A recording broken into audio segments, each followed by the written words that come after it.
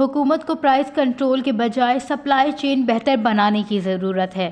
حکومت کی price control policy کی وجہ سے مارکیٹ میں انتشار پھیلتا ہے، مہنگائی بڑھتی ہے، کسان اور صارف کو کئی چیلنجز کا سامنا کرنا پڑتا ہے۔ اس کے نتیجے میں نہ صرف پروڈیوسرز ناکافی وسائل متعین کرتے ہیں بلکہ وہ پرائس کنٹرول کے فیصلوں پر اثر انداز ہونے کے لیے سیاسی قوتوں کے ساتھ لابی بھی بناتے ہیں۔ یہی وجہ ہے کہ 2021 میں پرائس کنٹرول آرڈرز جاری ہونے کے بعد مہنگائی بڑھ کر 20% ہو گئی، جبکہ اسی دوران جنوبی ایشیائی ممالک میں مہنگائی کی شرح سنگل اعداد میں رہی۔ ایسی پالیسیاں حکومت سیاسی پوائنٹ اسکورنگ کے لیے بناتی ہے لیکن اس کے منفی نتائج کو نظر انداز کر دیتی ہے۔ اگر حکومت غذائی اجناس کی قیمتوں کو مستحکم رکھنا چاہتی ہے تو اس کے لیے ضروری ہے کہ حکومت پیداوار میں اضافے کے اقدامات کرے تاکہ زیادہ سپلائی مارکیٹ میں آنے سے غذائی اجناس کی قیمتیں کنٹرول میں رہیں۔ اس مقصد کے لیے صرف پروڈیوسرز پر انحصار کرنے کے بجائے پوری سپلائی چین کو مضبوط بنانا ضروری ہے۔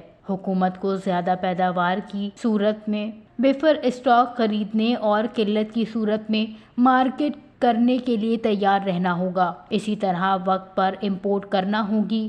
Anti market price control system کی موجودگی میں غذائی اشیاء کی مہنگائی بدستور ناقابل کنٹرول رہے گی۔